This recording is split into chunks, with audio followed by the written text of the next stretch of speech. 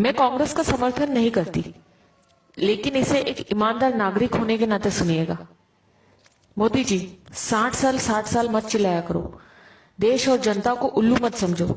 आप उस देश के प्रधानमंत्री हो जो देश 300 साल तक गुलाम रहा था, जिस देश को अंग्रेजों ने लूट खसोट कर इस देश की बागडोर को कांग्रेस को सौंपी थी।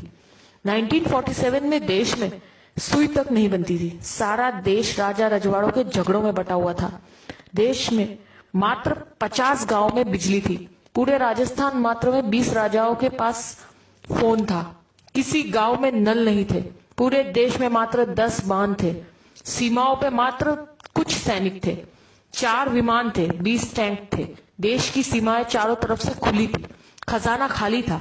ऐसे बदहाल में हमारा हिंदुस्तान कांग्रेस को मिला था। इन 60 सालों में कांग्रेस ने हिंदुस्तान में विश्व की सबसे बड़ी ताकत यानी सबसे बड़ी सेना तैयार की।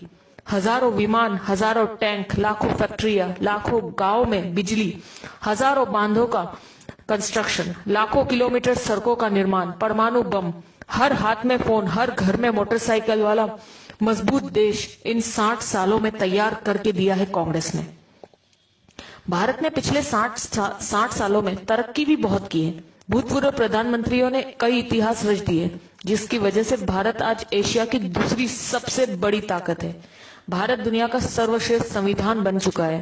भारत एशियाई खेलों में मेजबानी कर चुका है। भारत ने भागड़ा और रिहंद जैसे बांध भी बन चुके हैं। देश भामा न्यूक्लियर रिसर्च सेंटर का उद्घाटन कर चुका है। देश में तारापुर परमाणु बिजली घर शुरू हो चुका है। देश में कई दर्जन एम्स, आईआईटी, आईआईएमएस और सैकड़ों विश्वविद्यालय खुल चुके हैं। नेहरू ने नवरत्न कंपनियां स्थापित कर दी गई है। कई सालों पहले भारतीय सेना ने पाकिस्तानी सैनिकों को लाहौर के अंदर तक घुसकर मारा था और लाहौर पर कब्जा कर लिया था। पंडित नेहरू पुर्तगाल से जीतकर गोवा को भारत में मिला चुके थे। नेहरू जी ने इसरो यानी इंडियन स्पेस रिसर्च ऑर्गेनाइजेशन की शुरुआत भी कर दी थी। भारत में श्वेत क्रांति की शुरुआत हो चुकी थी। देश में उद्योगों का जाल बिछ चुका था।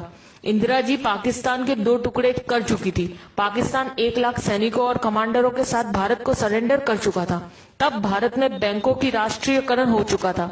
इंदिरा जी ने सिक्किम को देश में जोड़ लिया था। देश अनाज के बारे में आत्मनिर्भर हो चुका था। भारत हवाई जहाज और हेलीकॉप्टर तक बनाने लगा था। राजीव गांधी ने देश के घर घर में टीवी पहुंचा दिया था। देश में सुपर कंप्यूटर, टेलीविजन और सूचना क्रांति यानी इंफॉर्मेशन टेक्नोलॉजी पूरे भारत में स्थापित हो चुकी थी। जब मोदी प्रधानमंत्री जी की शपथ ले रहे थे, तब तक भारत सर्वाधिक विदेश मुद्रा के कोष वाले प्रथम 10 राष्ट्रों में शामिल हो चुका था। इनके अलावा Chandrayaan, Mangal mission, GSLV, metro, monorail, अंतर्राष्ट्रीय हवाई अड्डे, न्यूक्लियर पनडुब्बी, ढेरों मिसाइल, पृथ्वी, अग्नि, नाग, दर्जनों परमाणु संयंत्र, चेतक हेलीकॉप्टर, मिग, तेजस ड्रोन, अर्जुन टैंक, धनुष तोप, मिसाइल युक्त विमान, आईएनएस विक्रांत, विमान वाहक, ये सब उपलब्धियां देश ने मोदी के प्रधानमंत्री बनने से पहले हासिल कर ली थी।